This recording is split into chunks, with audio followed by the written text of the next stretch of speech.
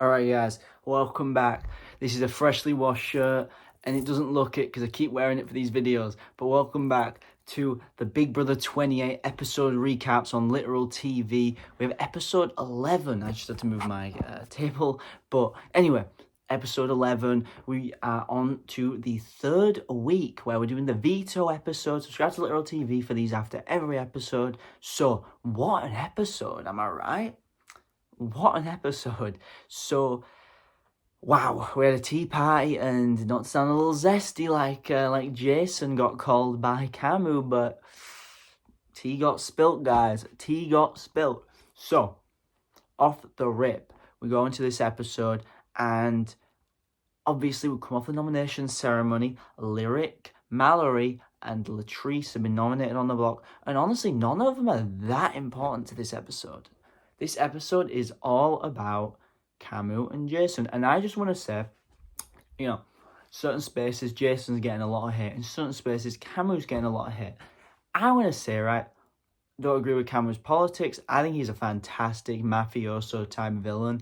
I think Jason is a fantastic, scrappy, fiery figure. And these are two figures, I would not call either of them heroes. As much as people want to, kind of talk about how Jason's a hero. Like, Jason's not a hero. Jason is not a hero. We've seen the way he acted to Angela and the way he was playing the game this week was sneaky.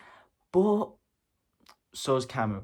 And Camu is a very just confident mafioso type. And I love that. I love to watch that. I would hate to play the game with it. I don't really know how people are coping with that. But yeah, no, this week is crazy. I haven't even kept with feeds that much, but this season has potential to either be like absolute peak or like kind of bad. Because I'm going to be real, it might end up being a case where Jason goes this week. And then what are we going to do now? Oh, steamroll? Probably, because a lot of people getting kind of targeted. A lot of the more louder figures that aren't in the cookout. It's not what it's called. It's called the tool shed. It's definitely not the cookout. Cameron wouldn't like that. But speaking of, Cameron's like MAGA. I think I'm gonna be real. At least Cameron's bringing something. Chuck and Haley. I think Haley could bring something down the line. Chuck though, he just seems so boring, and he kind of just comes off as a sheep this episode. So anyway, we open the episode up, and one of the first talks we have Jason talking to Melody and Drew, I believe, was there as well. But Melody goes and leaks some stuff to Camu, and it just. I don't really like how kind of working for Camu this cast is this week. A lot of this cast is just doing whatever he wants, and that would be fine in a vacuum where someone's like, oh yeah, I want to do what he wants to, get on his good side. But this week doesn't really look good. It does look like a little bit of a bully week. So we see that. But then it's the game. And I actually don't hate Camu's decision to do the tea party. I don't think it was necessary, but I think it was good TV. And I do kind of see the logic in it. And I think that it worked in some ways, failed in others. So, anyway, we end up going to Rick. He's hiding the power from Angela. But Angela kind of thinks he has it. But she's like, yeah, but he's using it for... He's probably got it, but he's not telling us to keep us safe. Like, I mean, no, that's not why. But that's cute. But anyway... what ends up happening is Barrett goes to Rick Devens and is like talking about the power, saying, it might be like a diamond power of veto, and has to explain what the diamond power of veto is. When Rick Devens has a diamond power of veto, which is, we know Barrett has a Big Brother YouTube channel. We know he's a super fan. That's cool as hell. I'm always gonna support Barrett in that, especially now he's like into D and her Spanish, like valid. Like we would all be into that in the house.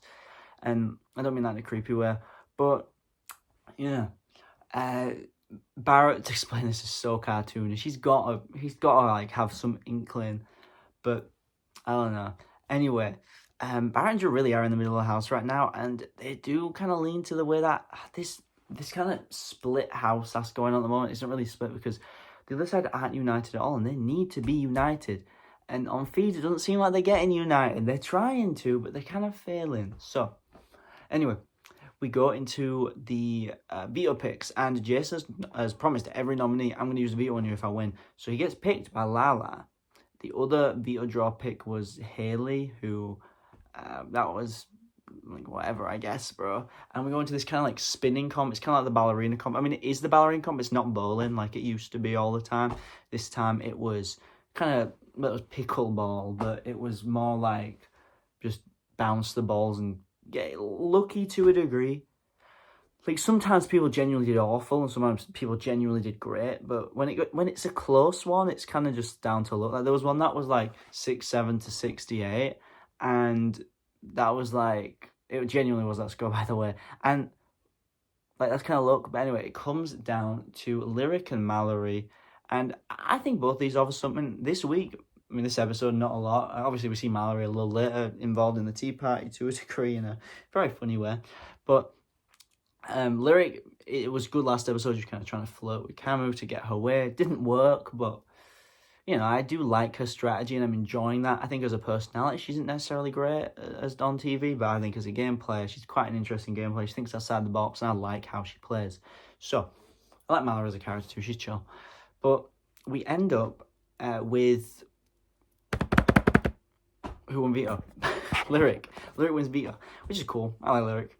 I think her winning veto right after Rowan goes is pretty good. So we go into the what do we go into? We go into post veto where rumblings about Jason keep going on, and Cameron gets told all this info, and he's like, you know what? I'm gonna bust up that tea pie that is happening on, I believe it's Sunday, the day before veto ceremony in the house. So this was wild. The tea party was wild. So you see Mallory setting up, and the editors meanwhile cut to camera practicing this hateful speech in his bathroom. And I feel like people are going too far on like going with a side on this. You can root for a side. I think it's lovely to root for a side. I love rooting for someone. I love rooting against someone else. But people are going so hard on the idea of like, Camero's evil, Jason's evil, or whatever. Guys, let's just enjoy the show sometimes. Like, you can say, I like Cameron, I hate Jason, or the other way around. But I feel like people are so dead set on this being an evil versus good thing. Jason doesn't necessarily get a favourable edit this episode, but also they do show everything he does pretty authentically. He is lying a lot, and so that is the game. And when Latrice says, is that worse than anything any other ones of us are doing? To a degree, I think Jason's being a lot more blatant about his lies and a lot less effective, especially with the Angela stuff he pulled in, I believe, week 1 and 2. So, yeah, for me, that was just... it was a bit of a miss by Latrice. I mean, Latrice isn't doing as much of that. But I do think that, you know, it is a hypocritical thing, but the game is a game of hypocrisy. You're going to target people for playing a cutthroat game, but realistically, if you're not playing a cutthroat game, why are you on Big Brother? That's really my logic there, and I think that is something that a lot of people will agree with. It's just matter of fact. So we end up with this tea party. I honestly think Cameron handles the start this very well, kind of blows Jason's game up, leaves him a bit speechless. Jason fires back though and kind of messes Cameron up, points out the tool shed, points out that everyone else is playing against the tool shed. That ain't very secure. And I mean, I'm going to be honest, I don't know if that tool shed's going to fall apart ever. I just don't. Because I don't know if like they're really going to lose that many head households. But if they lose one, maybe it can get disbanded. It hopefully won't be a committee situation or cookout, because no one wants to see that steamroll, especially not with Camu. Like, I like Camu as a villain on TV. I don't like him as a person. I don't really think he's someone I'm rooting for. But anyway, we come out of this, and Mallory was so hyped. She was like, yeah, I want to get my tea party going. Cam was like, rah, rah, rah. I love those cuts, the intercut between those two scenes. And yeah, no, this was rough. Mallory was not looking as happy by the end. And then Melody drops a little zinger, and then we get off with that. And Jason decides after that he's going to get some pots and pans, and he's going to get into his Josh Martinez, Dick Donato realness. Also, Rockstar did it, but I'm not going to lie. Like, Dick and Josh had such a kind of iconic way of doing it. I mean, Dick's had the whole, like waking people up. That's kind of what Jason does. It's very like Dick's, And then Josh's was he did a I mean, I think Josh's Big Brother run's very underrated because people, as a character, because people don't like 19. He is one of the best winners as a character ever. He's one of the worst as a player, but as a character, he's incredible. So's Dick. I mean, the fact those two won, those two people won Big Brother. You don't get that nowadays. You really do not. Anyway, I mean, when was the last great character to win? Josh. It was Josh. Taylor Hale is not that great of a character. She had a great story and she's a very lovable person, though. I will understand that. So, yeah, we end up with this going around, and Cameron kind of, he's in the diary room and he's like, I don't care, even though that was a really good fourth wall break, by the way. I love that they were banging the pots and pans outside the diary room. But then he's like, don't do it near the woman's ears. Like, I mean, it was just like, I mean, I guess, bro, don't do it near anyone's ears, I guess.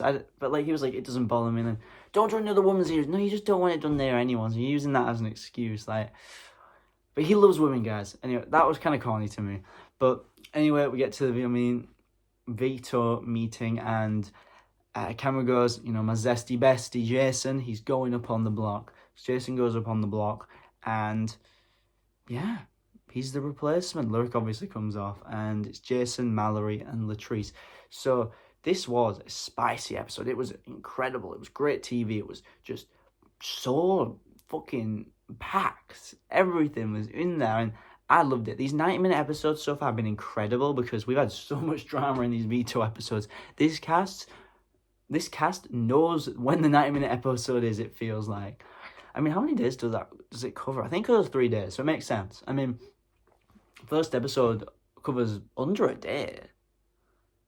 And then the second, so it makes sense. But this was incredible. This was great TV.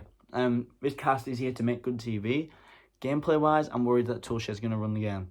Anyway, I've been Literal TV, Travis. Subscribe to the channel for these updates after every single episode, and I will be back. Also, Literal Games Live, our own reality show, just like Big Brother and Survivor, but over the internet. It's back, episode 3, this Saturday at 9 p.m. Eastern, and oh my god, it is an explosive one. There's a lot of drama. You won't want to miss it. There's a little promo at the end of episode 2, but you should watch episode 1 and 2. Anyway, thank you guys. Goodbye.